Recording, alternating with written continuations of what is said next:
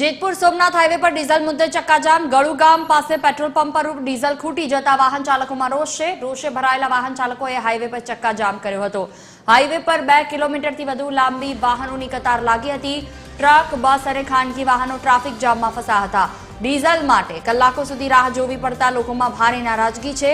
ઘટનાની જાણ થતાં પોલીસ તાત્કાલિક સ્થળ ઉપર પહોંચી હતી। પોલીસે સમજાવટ બાદ મામલો શાંત પાડી ટ્રાફિક શરૂ કરાવ્યો। વિસ્તારમાં છેલ્લા કેટલાક દિવસોથી ડીઝલની અછત હોવાની પણ ચર્ચા છે।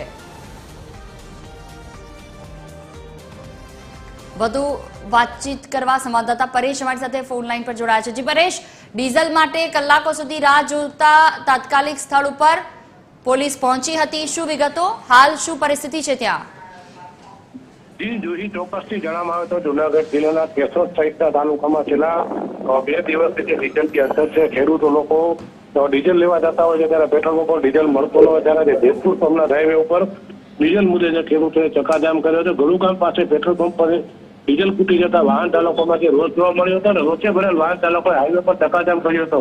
ટ્રક, બસ અને ખાનગી વાહનોમાં પણ ટ્રાફિક જામમાં ફસાયા ત્યારે ડીઝલ માટે કલાકો સુધી ખેડૂતોને તેમજ અન્ય લોકોને રાહ જોવી પડતી હોય છે। ત્યારે લોકોમાં પણ આ મુદ્દે નારાજગી છે। પોલીસે ઘટના સ્થળ ઉપર આવી સમજાવટ બાદ મામલો શાંત પડ્યો છે અને હાલ જે ટ્રાફિક છે તે ક્લિયર કરવામાં આવ્યો છે। જી જોઈ બિલકુલ, તમામ જાણકારી બદલ આભાર।